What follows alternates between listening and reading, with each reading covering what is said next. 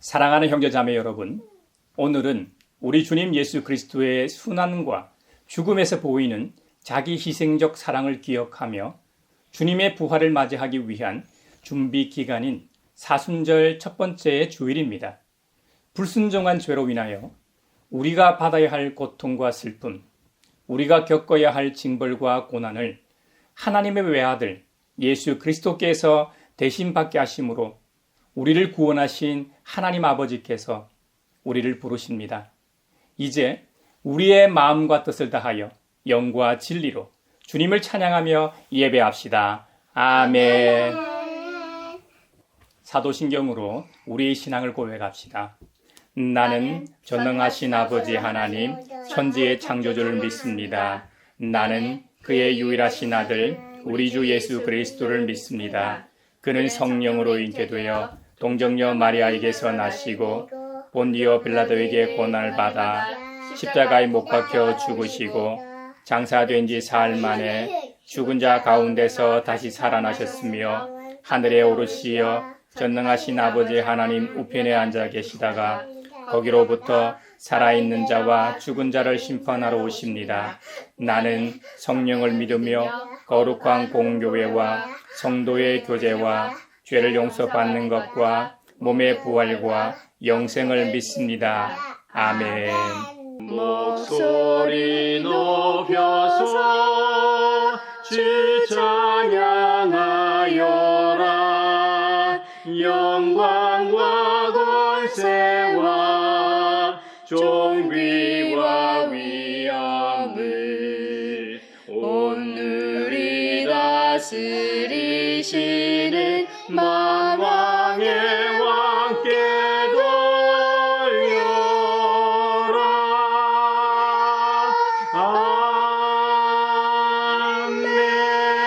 아멘. 가장 높으신 분의 보호를 받으면서 사는 너는 전능하신 분의 그늘 아래 머무를 것이다. 나는 주님께 주님은 나의 피난처, 나의 요새, 내가 의지할 하나님이라고 말하겠다. 내가 주님을 내 피난처로 삼았으니 가장 높으신 분을 너의 거처로 삼았으니 내게는 어떤 불행도 찾아오지 않을 것이다. 내 장막에는 어떤 재앙도 가까이 하지 못할 것이다. 그가 천사들에게 명하셔서 내가 가는 길마다 너를 지키게 하실 것이다. 너의 발이 돌뿌리에 부딪히지 않게 천사들이 그들의 손으로 너를 붙들어 줄 것이다. 내가 사자와 독사를 짓밟고 다니며 사자 새끼와 살모사를 이기고 다닐 것이다. 하나님께서 말씀하신다. 그가 나를 간절히 사랑하니 내가 그를 건져주겠다. 그가 나의 이름을 알고 있으니 내가 그를 높여주겠다. 그가 나를 부를 때에 내가 응답하고 그가 고난을 받을 때에 내가 그와 함께 있겠다. 내가 그를 건져주고 그를 영화롭게 하겠다. 내가 그를 만족할 만큼 오래 살도록 하고 내 구원을 그에게 보여주겠다. 아멘. 내 친구 되신 예수님 날 구원하시려고 그 귀한 몸을 버리사 내 죄를 대속했네. 나 주님을 늘 믿으며 그 손을 의지하고 내 몸과 마음을 바쳐서 끝까지 충성하리. 자비로우신 하나님, 지난 한 주간의 우리의 삶을 성찰하며 회개의 시간을 주시니 감사합니다. 서로 사랑하라고 말씀하셨는데 사랑하지도 화목하지도 세상에 하늘의 평화를 전하지도 못했습니다. 하나님을 기쁘시게 하기는커녕 죄악된 길로만 다름질한 것 같아 죄송한 마음뿐입니다. 사랑하는 형제자매 여러분, 올 한 해는 저 높은 곳을 향하여 날마다 나아가는 우리가 되기를 바라며 이제 주님 앞에 우리 죄를 고백합시다. 용서하시는 하나님이시며 은혜로우시며 긍휼히 여기시며 더디 노하시며 인자가 풍부하신 하나님, 우리 죄를 용서하시고 모든 불의에서 우리를 깨끗하게 해주시옵소서. 내 마음속을 비추시는 주님, 어둠에서 나를 지켜주소서. 내 마음속을 비추시는 주님, 당신 사랑 안에 쉬리라. 내 마음속을 비추시는 주님, 어둠에서 나를 지켜주소서. 내 마음속을 비추시는 주님, 당신 사랑 안에 쉬리라.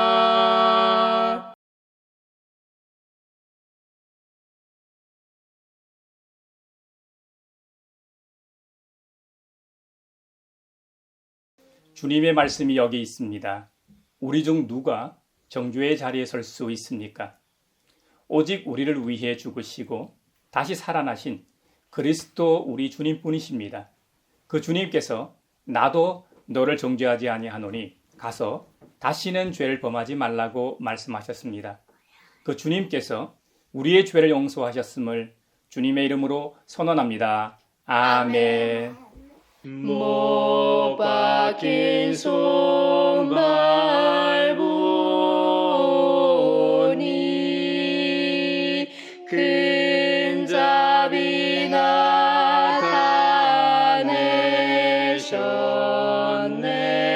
나타내셨네.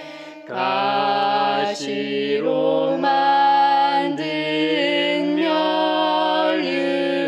면류관 우리를 위해 쓰셨네.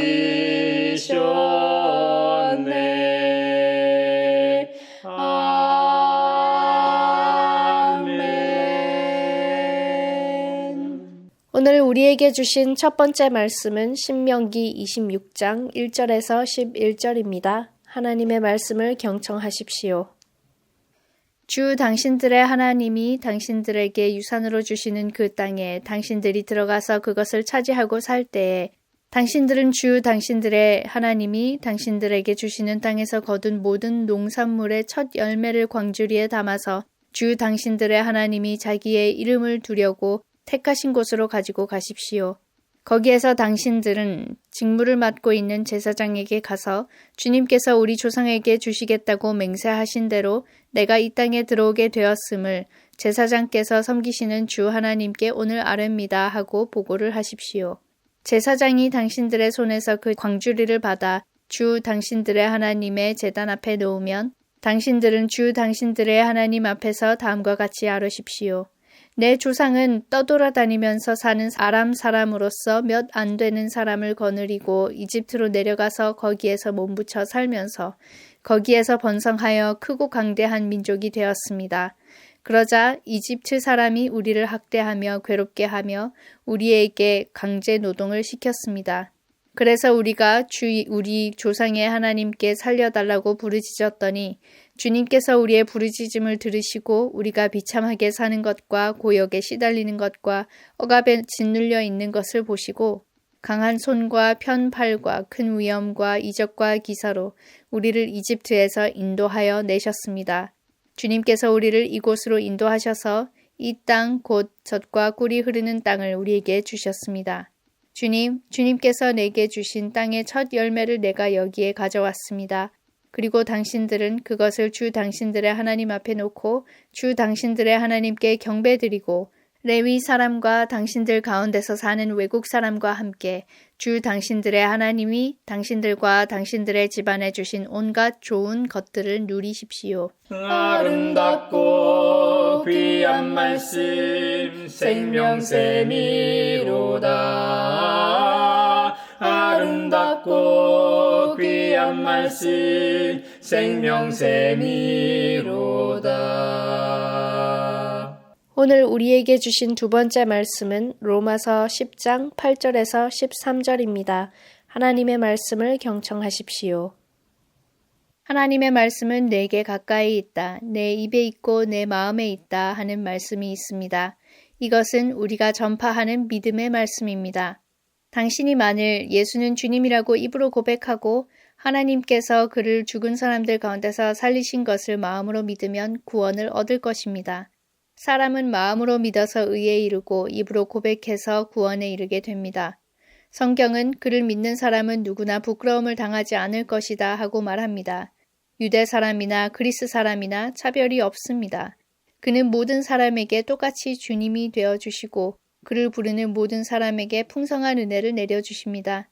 주님의 이름을 부르는 사람은 누구든지 구원을 얻을 것입니다. 아름답고 귀한 말씀 생명샘이로다. 아름답고 귀한 말씀 생명샘이로다. 오늘 우리에게 주신 복음의 말씀은 누가복음 4장 1절로 13절입니다. 주님의 말씀을 경청하십시오. 예수께서 성령으로 가득하여 요단강에서 돌아오셨다. 그리고 그는 성령에 이끌려 광야로 가셔서 40일 동안 악마에게 시험을 받으셨다. 그동안 아무것도 자수시지 않아서 그 기간이 다하였을 때에는 시장하셨다. 악마가 예수께 말하였다. 내가 하나님의 아들이거든 이 돌들어 빵이 되라고 말해보아라. 예수께서 악마에게 대답하셨다. 성경에 기록하기를 사람은 빵만 먹고 사는 것이 아니다 하였다. 그랬더니 악마는 예수를 높은 데로 이끌고 가서 순식간에 세계 모든 나라를 그에게 보여주었다. 그리고 나서 악마는 그에게 말하였다. 내가 이 모든 권세와 그 영광을 너에게 주겠다. 이것은 나에게 넘어온 것이니 내가 주고 싶은 사람에게 준다. 그러므로 내가 내 앞에 엎드려 절하면 이 모든 것을 너에게 주겠다. 예수께서 악마에게 대답하셨다. 성경에 기록하기를 주 너의 하나님께 경배하고 그분만을 섬겨라 하였다. 그래서 악마는 예수를 예루살렘으로 이끌고 가서 성전 꼭대기에 세우고 그에게 말하였다. 내가 하나님의 아들이거든 여기에서 뛰어내려 보아라. 성경에 기록하기를 하나님이 너를 위하여 자기 천사들에게 명해서 너를 지키게 하실 것이다 하였고 또한 그들이 손으로 너를 떠받쳐서 너의 발이 돌에 부딪히지 않게 할 것이다 하였다. 예수께서 악마에게 대답하셨다. 성경에 기록하기를 주 너의 하나님을 시험하지 말아라 하였다. 악마는 모든 시험을 끝마치고 물러가서 어느 때가 되기까지 예수에게서 떠나 있었다. 이것은 주님의 말씀입니다. 하나님 감사합니다. 아름답고 귀한 말씀 생명샘이로다. 아름답고 귀한 말씀 생명샘이로다. 사회를 위하여 기도합니다. 최근 의대 정원 2,000명 증원을 고소하던 정부가 내년엔 증원 전인 3,000명대로 동결하기로 했습니다. 강경했던 대통령은 계엄령에 전공의들이 병원으로 돌아오지 않으면 처단한다고까지 했는데 탄핵 상황이 되니 정부와 여당이 번복한 것입니다. 증원된 인력을 교육할 여력이 안 된다는 것을 대학 총장들이 인정했으니 한 가지는 해결된 셈입니다. 하지만 1년 넘게 떠나 있던 전공의들이 다시 의료 현장으로 돌아올지는 아무도 모릅니다. 필수 과목에 필요한 의사들이 없어 급한 암 수술도 못하고 병이 악화되어 가는 사람들이 많습니다. 급박하고 강경한 의대 증원 정책에 치명상을 입은 한국 의료 시스템이 하루빨리 복귀되고 더 나은 모습으로 국민의 건강을 돕게 하소서. 우리 기도를 들어주시고 주님의 평화를 내려주소서. 아멘.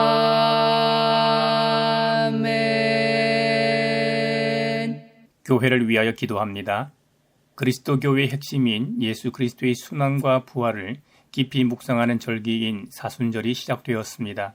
세계 각 교회마다 그리스도인들 저마다 주님의 죽으심과 주님의 부활을 깊이 묵상함으로 우리의 일상과 교회가 십자가 위에 바로 서는 계기가 되게 하소서. 한국 교회는 사회의 정치 판도에 따라 극우적인 모습을 보여왔습니다. 그로 인해 교회의 신뢰도는 더 떨어질 것이 없는 상황에까지 이르렀습니다. 사순절의 진정한 의미를 되새기며 말씀과 찬송, 기쁜 묵상을 통해 참회하며 십자가 앞으로 나아가길 원합니다. 그렇게 함으로 주님의 몸된 하나의 거룩하고 보편적인 사도적인 교회를 체험하는 교회와 그리스도인들이 되게 하소서. 우리 기도를 들어주시고 주님의 평화를 내려주소서.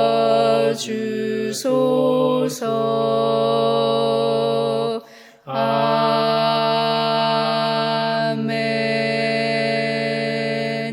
세계를 위하여 기도합니다. H5N1 조류 독감이 전 세계 조류에서 포유류로, 포유류에서 인간으로 옮겨왔습니다. 아직 인간 간의 감염은 발생하지 않았지만 머지않아 발생할 것이라고 과학자들은 예측합니다. 이 독감은 최근 아르헨티나의 70%의 바다표범을 죽이고 남극의 모든 동물종을 감염시켰다고 합니다. 이번 독감의 치사율은 40에서 60%까지 보는 사람들도 있습니다. 자연에서 생성된 바이러스는 숲이 파괴된 자리에서 사육되는 공장식 축산 환경에서 가축들 사이에 독성이 강화되는 방향으로 변이되어 왔습니다. 인간의 무분별한 경제 개발과 소비로 변이된 바이러스가 다시 인간 사회에 침투하고 있습니다. 그런데 특히 이번에는 코로나19 이후 만연한 백신 공포증과 각국의 위태로운 의료 상황 때문에 다음 팬데믹에 잘 대처할 수 있을지 걱정입니다. 전 세계가 현명하게 협력하여 대처하게 하시고 근본적으로 공장식 사육과 소비를 줄이고 자연과 공존하는 생활 방식으로의 전환이 있게 하소서. 우리 기도를 들어주시고 주님의 평화를 내려주소서.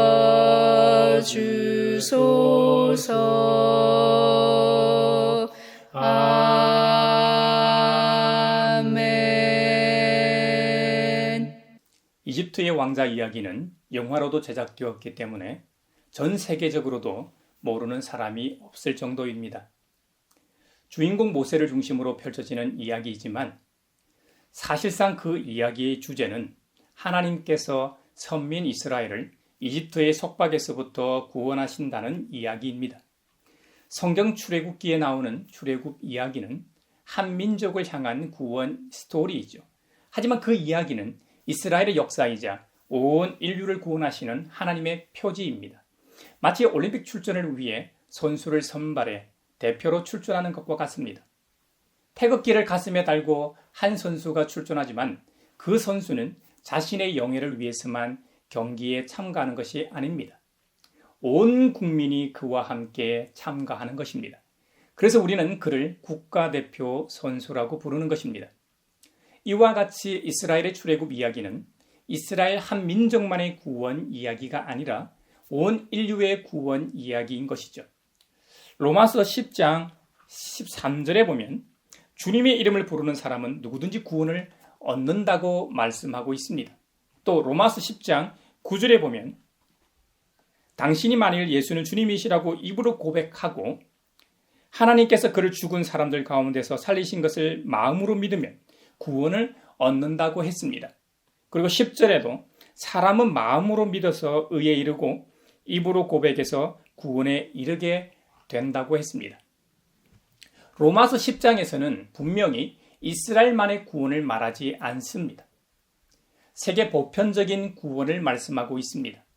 하나님께서 창조하신 모든 피조 세계를 바로잡는 하나님의 구원은 은혜라는 새로운 행위로 마음과 입에 있게 되었습니다. 마음으로 믿고 입으로 고백하는 행위 말입니다. 우리 주님 예수님을 그리스도로 입으로 고백하고 그분을 하나님께서 죽은 자들 가운데서 다시 살리신 것을 마음으로 믿는 행위 말입니다. 이 새로운 은혜의 행위를 통해 구원을 받을 수 있다는 겁니다. 구약시대의 율법에 제정한 방식이 아니라 로마서 10장에 나오는 전혀 새로운 은혜로운 방식으로 구원을 받게 되었습니다. 이것이 은혜의 시대라고 일컬어지는 신약시대에 하나님께서 우리에게 베푸시는 방식입니다. 하지만 구약시대와는 전혀 다른 방식이긴 해도 구약시대나 율법이 아주 틀린 것은 아닙니다. 구약의 구원이 틀렸다는 것이 아니라 지난주 말씀처럼 주님께서 변화산에서 변모하신 것과 비슷한 것입니다. 변화산에서 예수님께서 겉모습이 변모하신 것이나 모세와 엘리야가 갑자기 나타나 새로운 상황이 펼쳐진 것이나 구름 속에서 하나님의 음성을 들은 것 등 새로운 인자들이 있긴 하지만 예수님과 베드로, 야고보, 요한은 그대로였습니다. 그들에게 새로운 영적 체험이 하나 더 해진 것이죠. 이렇게 비유하면 여러분이 더 이해하기 쉬울 줄도 모르겠습니다. 2010년대에 들어서면서 나는 가수다를 필두로 해서 말이죠. 경연 프로그램이 많이 인기를 얻었습니다. 요즘은 군대 특수부대나 특급 요리사들이 출연하는 경연 프로그램이 그 인기를 이어가고 있죠. 나가수나 불후의 명곡, 미스터 트롯 같은 프로그램을 보면 원곡을 편곡한 곡으로 경연에 참가합니다. 심사위원들은 원곡을 훼손하지 않으면서도 그 곡을 부르는 가수가 자신의 색깔을 얼마나 잘 더딥혀서 표현했는지를 심사 기준으로 봅니다. 이런 곡을 변주곡이라고 부르죠. 간단하게 편곡이라고 부르기도 합니다만 사실 편곡과 변주곡은 다른 개념이죠. 편곡은 원 멜로디에 반주나 부선율, 코러스 등을 만드는 작업을 말합니다. 하나의 노래를 만드는 과정에서 마지막 단계의 작업을 주로 일컫는 용어입니다. 반면에 변주곡은 어떤 주제를 바탕으로 하여 리듬이나 선율, 화성 등의 변형을 주어 만든 곡이죠. 어떨 때는 원곡보다 더 좋은 변주곡이 나오기도 합니다. 구약이 원곡이라고 한다면 로마서 10장에서 말하는 사람이 마음으로 믿어 의에 이르고 입으로 시인하여 구원에 이르는 방식이 멋진 변주곡에 해당하는 셈이죠. 그리고 이 방식은 이스라엘 사람들만을 위한 방식이 아닙니다. 유대인뿐만 아니라 모든 민족, 모든 세계 사람들에게 열려 있습니다. 그래서 사도 이 바울은 로마서 10장 12절에 콕 집어서 기록하고 있습니다. 유대 사람이나 그리스 사람이나 차별이 없습니다. 그는 모든 사람에게 똑같이 주님이 되어주시고 그를 부르는 모든 사람에게 풍성한 은혜를 내려주십니다. 할렐루야. 신약 시대에 베푸신 새로운 방식 때문에 저와 여러분에게도 복음이 와 있습니다. 이것은 우리에게 자격이 있어서가 아닙니다. 우리 중에 누가 자격이 있습니까? 우리 개인뿐만 아니라 한반도에 오래 살았던 우리 민족이 대단해서도 아닙니다. 한국 교회가 대단해서도 아닙니다. 오직 하나님의 은혜로 인해 복음이 우리에게까지 온 것입니다. 우리는 지난 수요일, 제의 수요일 시작으로 사순절에 돌입했습니다. 전 세계 모든 교회와 그리스도인들은 사순절을 통해 우리를 구원하신 하나님 아들, 우리의 유일한 구원자, 예수 그리스도의 십자가 순환과 부활을 더 깊이 묵상함으로 우리의 신앙을 점검하며 감사하게 됩니다. 그런 면에서 세상의 화려한 조명이나 음향, 악기 등이 극적인 효과를 불러일으키긴 하지만 2000년 동안 교회가 전통적으로 이어온 부활절과 사순절은 구원받은 하나님의 백성으로서 주님께로 한 걸음 더 다가가게 하는 은혜의 장치라고 저는 믿고 있습니다. 사순절기나 교회에서의 예배나 복음은 누구에게나 열려 있습니다. 이러한 교회력 자체가 구원의 능력이 있는 것은 아니지만 구원의 신비를 간접적으로나마 경험하는 역할은 합니다. 앞서 사도 바울은 이방인의 사도로 부르심을 받은 자로서 구원의 보편성을 설파했습니다. 구원의 보편성을 보여주는 이 구약 말씀이 오늘 본문 신명기 26장입니다. 신명기 26장은 핵곡식 예물에 관한 율법이요 규정입니다. 이스라엘 사람들이 살고 있는 가나안 지역은 하나님이 그들 조상으로부터 지금에 이르기까지 유산으로 주신 땅으로 표현하고 있습니다. 여기서 이스라엘의 기원인 아브라함으로부터 시작하여 출애굽하여 가나안 땅을 정복하는 이야기까지 다 할 수는 없습니다. 그들 이야기에서 가장 대표적인 질문이 왜 하나님께서는 잔인한 하나님으로 등장하느냐일 겁니다. 원래 아브라함은 가나안 사람이 아니었습니다. 그는 본디 갈대아 우르 출신이었습니다. 고대 메소포타미아 지역 중에서도 가장 부강하고 왕성하고 화려했던 도시 출신이었습니다. 유프라테스 강과 티그리스 강이 만나 페르시아만으로 흘러들어가는 하구에 위치한 도시였습니다. 주전 21세기 지구라트가 건설되던 시기에 살았던 아브라함으로서는 듣도 보도 못한 이 가나안이라는 낯선 곳으로 신의 명을 받고 떠났으니 가나안 지역에서 아브라함은 이방인 중의 이방인이었지 땅 주인은 아니었습니다. 또 400년간 노예로 살다 출애굽한 이후에 가나안을 차지하기 위해 정복 전쟁을 치러야만 했습니다. 그 스토리는 구약을 좀 읽어보신 분들은 다 아시죠. 그 땅을 평화롭게 차지한 것이 아닙니다. 피로 얼룩진 정복이었습니다. 이러고서야 어찌 가나안 땅이 약속의 땅이라고 하겠습니까? 가나안 땅에 잘 살고 있는 가나안 7족속을 강제로 쫓아내고 차지한 것처럼 보입니다. 도스토예프스키가 자신의 명적 까라마조프가의 형제들에서 던지는 질문처럼 단 한 명의 어린 아이라도 고문을 당한다면 과연 하나님이 자신을 정당화하실 수 있는가처럼 보입니다. 겉으로 보기에는 그게 팩트입니다만 성경에는 그렇게 말하지 않는다는 사실입니다. 그것은 악의 문제와 하나님의 정의와 연결된 문제입니다. 하나님께서 아브라함과 언약을 체결하시는 장면에 나오는 창세기 15장에 보면 말이죠. 이렇게 말씀합니다. 그러나 너는 오래오래 살다가 고이 잠들어 묻힐 것이다. 너의 자손은 4대까지 되어서야 이 땅으로 돌아올 것이다. 아무리 사람들의 죄가 아직 벌을 받을 만큼 이르지는 않았기 때문이다. 여러분, 이 말씀은 하나님이 세상의 악을 다루시는데 아브라함과 그의 가족을 어떻게 사용하시는가 하는 이야기입니다. 창조주 하나님은 세상의 모든 나라를 살펴보고 계십니다. 그들이 악한 짓을 하면 그 즉시 벌을 주는 방식이 아닙니다. 그들이 악했을지라도 어떤 한계점을 넘지 못하게 하시려는 것입니다. 잠언에서 바다의 한계를 정하신 것처럼 말입니다. 물론 기후 위기로 쓰나미가 더 자주 발생하고는 있지만 대체로 바다는 모래사장을 넘어 땅을 침범하지는 않고 그 경계를 지키고 있죠. 잠언에서는 지구상에서 가장 힘이 센 자연 중에서도 가장 독보적인 바다조차 창조주 주님의 명령에 순종하는 모습을 보여줍니다. 하나님이 아무리 이 족속의 악함을 아셨지만 아브라함의 시대에는 그 악함이 그렇게 심각하지 않았습니다. 아직 극에 달하지 않았습니다. 그러나 그들이 점점 더 악해질 것은 자명했습니다.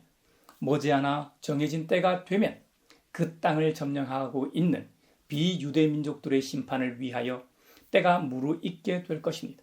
그리고 그때 하나님은 자신의 백성을 사용하십니다.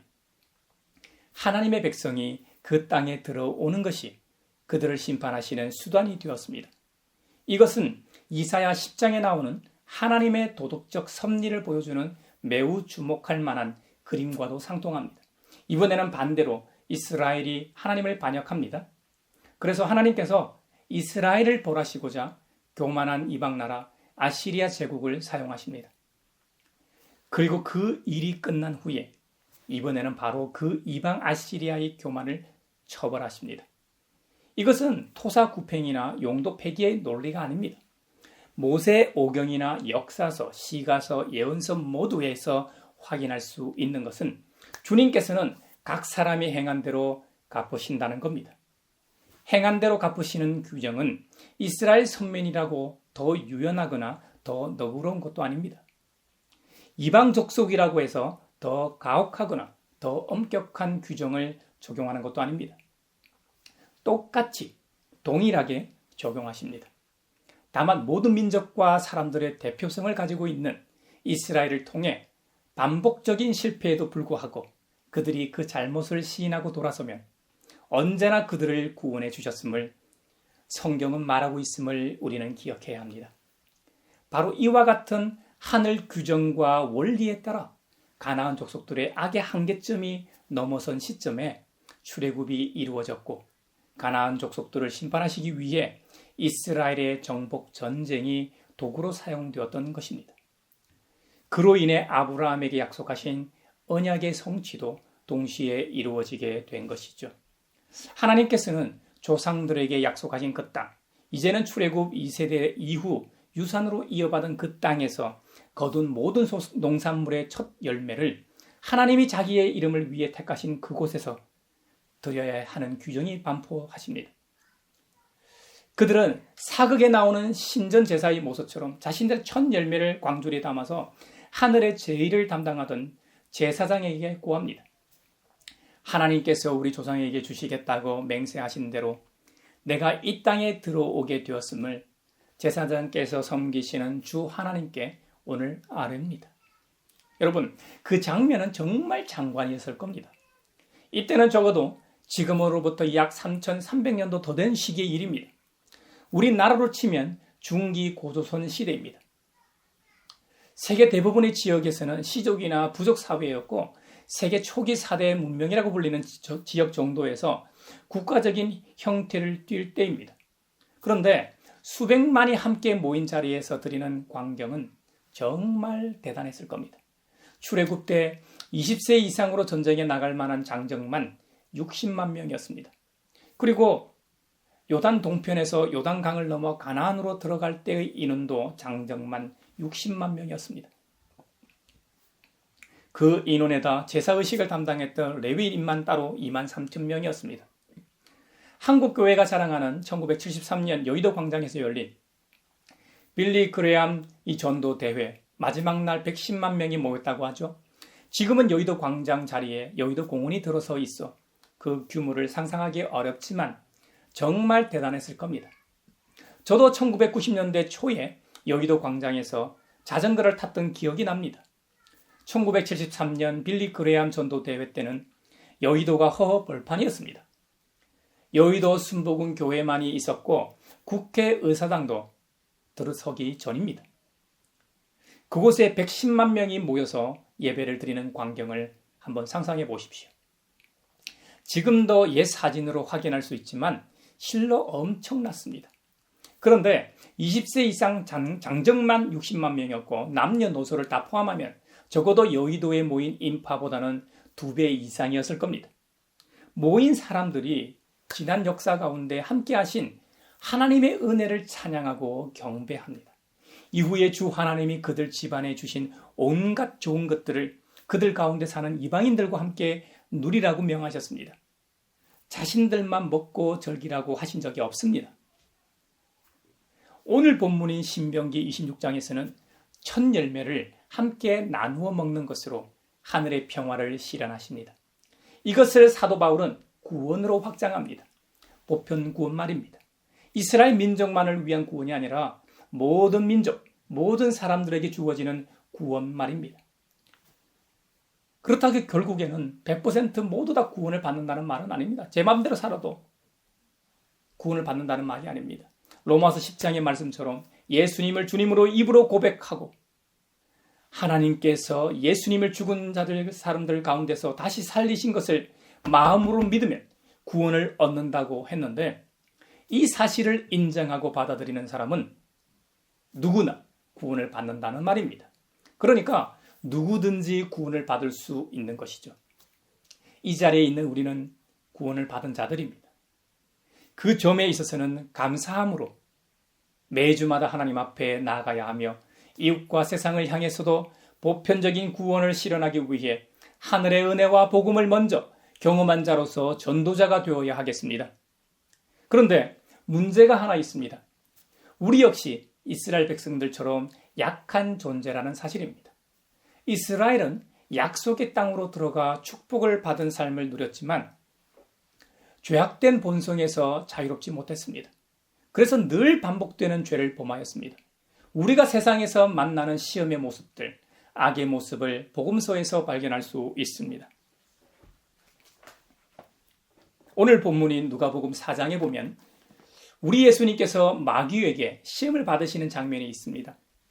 예수님께서는 세례 요한에게 세례를 받으시고 성령 충만한 상태이셨습니다. 그런 분을 성령님이 광야로 이끄셔서 40일 동안 악마 사탄에게 시험을 받게 하십니다. 40일 동안 금식 기도를 하셨기 때문에 매우 허기진 상태였습니다. 배고픔과 굶주림 상태가 최고조에 달했을 겁니다. 여러분, 우리도 한 며칠간 금식하게 되면 온갖 맛있는 음식이 생각나지 않습니까? 금식 끝나기만 해봐라. 뭐도 먹고 하겠다고 다짐까지 합니다. 마귀는 예수님께서 지금 엄청나게 배고픈 상태라는 것을 정확하게 꿰뚫고 있었습니다. 그래서 먼저 배고픔을 해결하라는 시험을 합니다. 네가 하나님의 아들이거든. 이 돌들어 빵이 되게 해서 먹으면 네 배고픔을 해결할 수 있잖아. 이 시험에 대해 예수님께서는 신명기 8장 3절을 인용해 답하십니다. 성경에 기록하기를 사람은 빵만 먹고 사는 것이 아니다 하였다. 그랬더니 마귀가 이번에는 예수님을 높은 데로 이끌고 가서 세계 모든 나라의 영광을 보여주면서 말합니다. 내가 이 모든 권세와 그 영광을 너에게 주겠다. 이것은 나에게 넘어온 것이다. 네가 내 앞에 엎드려져라면 이 모든 것을 너에게 주겠다고 유혹합니다. 두 번째 시험에 대해 예수님께서 신명기 6장 13절을 인용해서 답하십니다. 성경에 기록하기를 주 너의 하나님께 경배하고 그분만을 섬기라 하였다. 그랬더니 마귀가 마지막으로 한 번 더 시험하는데 이번에는 마귀도 성경을 인용해 시험합니다. 시편 91편 11절과 12절을 인용합니다. 마귀가 이 예수님을 예루살렘 성전 꼭대기로 데리고 가서 말합니다. 네가 하나님의 아들이거든 여기에서 뛰어내려 보아라. 성경에 기록하기를 하나님이 너를 위하여 자기 천사들에게 명해서 너를 지키게 하실 것이다 했다는 거예요. 그들이 손으로 너를 떠받쳐서 너의 발이 돌에 부딪히지 않게 할 것이다 하고 그럴듯한 말로 시험합니다. 세 번째 시험에 대해서도 예수님은 성경 신명기 6장 16절을 인용해 답하십니다. 성경에 기록하기를 주 너의 하나님을 시험하지 말아라 하였다. 여러분, 마귀는 불가능한 것으로 예수님을 시험하지 않았습니다. 사실 세 가지 다 가능한 것이었습니다. 여러분, 예수님이 누구십니까? 예수님은 참 사람이면서 참 하나님이십니다. 예수님의 공생의 기간에도 확인할 수 있지만 돌로 떡을 얼마든지 만들 수 있는 분이십니다. 그리고 천국 복음을 위해 이 세상 모든 나라의 권세와 영광을 가진다면 전도하기에도 유리할 겁니다. 교회에서 일반적으로 쉽게 접하는 간증이 어떤 어려움에서도 세상적으로도 성공했다는 성공 사례들입니다. 대부분의 성도들은 그 간증에 도전받고 은혜를 받습니다. 현실적으로도 전도하기에도 유리하고요. 또 예수님께서도 성전에서 뛰어내려도 천사들이 떠받치지 않아도 괜찮으실 겁니다. 아무리 육신의 장막을 입고 계셨다고 해도 그분은 살아계신 하나님이십니다. 물리를 걸어 다니시는 분으로도 유명합니다. 그러니 실제로 성전 꼭대기에서 뛰어내린다고 해도 안전하게 땅바닥에 착지할 수 있는 분이십니다. 그런데 예수님께서는 자신의 능력이나 힘을 자신의 자랑으로 사용하시는 분이 아니라는 점입니다. 오직 하나님의 영광을 위해 행동하시는 분입니다. 무엇보다 하나님의 말씀에 순종하는 분이심을 우리가 기억해야 합니다. 그래서 마귀의 시험에 대해 매번 하나님의 말씀을 인용해 답하셨던 것입니다. 이런 점에서 우리도 일상을 살아가면서 시험을 만나든 만나지 않든 말씀 중심의 사람이 되어야 합니다. 성경 중심의 사람이 되어야 함을 깨닫게 됩니다. 요한일서 2장 16절에는 세상에 있는 모든 것이 육체의 정욕, 곧 육체의 욕망과 안목의 정욕, 즉 눈의 욕망과 이생의 자랑, 즉 세상 살림에 대한 자랑이라고 요약해서 말씀합니다. 이런 것들은 하늘 아버지와 아무 상관이 없는 것들입니다. 자기 마음대로 살려고 하는 것, 눈에 보이는 것은 모두 가지려고 하는 것, 그리고 잘난 체 하는 것들 말입니다. 이런 것들은 하늘 아버지로부터 온 것이 아니라고 요한 사도는 분명하게 말합니다. 최초의 인류였던 아담과 하와가 경험했던 인류 최초의 시험이나 우리 예수님께서 마귀로부터 받았던 시험이나 오늘날 저와 여러분 우리 각자가 일상에서 맞닥뜨리는 모든 시험이 이 세 가지 범주에 해당합니다. 사랑하는 형제자매 여러분, 이 세상도 사라지고 이 세상의 욕망도 사라집니다. 하지만 하나님의 뜻을 행하는 사람은 영원히 남는다는 사실을 기억합시다. 오늘 말씀의 주제처럼 모두를 위한 보편적 구원을 이미 경험한 우리가 우리의 삶의 현장에서 일상에서 구원의 영광을 누리는 우리 모두가 되길 바랍니다. 예수님을 구주로 고백하고 하나님께서 그 주님을 나 대신 십자가에서 죽으시게 하고 나를 위해 다시 살아나게 하셨다는 사실을 믿는 은혜가 있기를 바랍니다. 고린도후서 12장에 성령을 힘입지 않고는 아무도 예수님은 주님이시다 하고 말할 수 없다고 했습니다. 우리 스스로의 힘이나 능력으로는 예수님을 하나님의 아들, 우리의 유일한 구원자라고 고백할 수 없습니다. 우리의 이성으로, 우리의 학식과 합리로는 절대로 믿을 수 없습니다. 오직 성령님을 통해서만 예수님은 우리의 구주와 주님이 되십니다. 할렐루야. 예수님께서 시험 받으시는 상황에서 성경은 어떻게 시작했습니까? 성령 충만한 상태셨다고 했습니다. 성령님에 이끌려 시험을 받으러 가셨습니다. 우리도 성령님과 함께 할 때 우리가 만나는 어떤 종류의 시험도 능히 감당할 수 있다는 의미입니다. 지난주 설교처럼 진정한 자유함을 누릴 수 있는 것도 주님의 거룩한 영이 우리와 함께 할 때만이 참 자유를 맛보며 누리게 됩니다. 사랑하는 형제자매 여러분, 지난 수요일부터 세계 모든 교회와 그리스도인들은 사순절기를 맞이하였습니다. 가장 은혜로운 순간 마귀는 우리에게 다가와 불가능한 것이 아니니 우리의 일상의 요소를 통해 시험할 것입니다. 시험의 순간순간마다 이미 구원의 감격을 소유한 자로서 우리와 함께 하시는 성령님을 믿고 의지하십시오. 그리고 살아계신 하나님의 말씀으로 그 모든 시험을 이기는 우리 모두가 되길 바라며 축원합니다.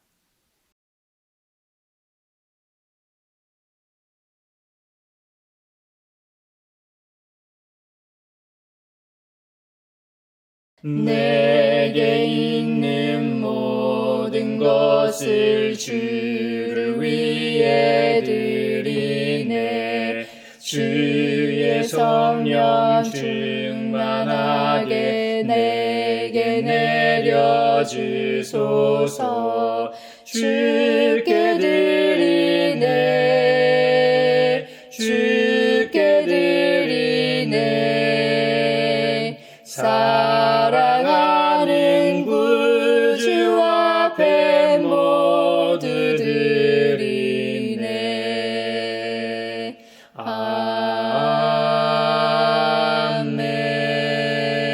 아멘. 여기에 모인 우리는 우리의 믿음의 역사와 사랑의 수고와 우리 구주 예수 그리스도에 대한 소망의 인내를 여기 봉헌에 담아 올려드립니다. 주님께서 말씀하신 대로 인색함으로나 억지로 하지 않고 성령님을 통해 하늘의 자유함의 영광을 체험하며 살게 하심에 감사하여 각각 그 마음에 정한 대로 즐거운 마음으로 바치오니 향기로운 예물이 되게 하소서. 은혜의 주님, 우리의 정성을 어여삐 여기시어 주님께서 베푸신 은혜에 비하면 보잘것없지만 말씀하신 대로 미리 구별하여 드리오니 기쁘게 받으시옵소서. 우리의 가진 것이 비록 적어도 바치는 기쁨은 더 커지고 비록 버는 것이 적어도 나누는 즐거움은 더욱 넘쳐 우리 믿음의 소문이 각처에 퍼지게 하소서. 우리 주님 예수 그리스도의 이름으로 감사하며 기도하옵나이다. 아멘. 구원자 주 예수 하나님의 아들 귀하신 어린 양 메시아 거룩하신 하나님.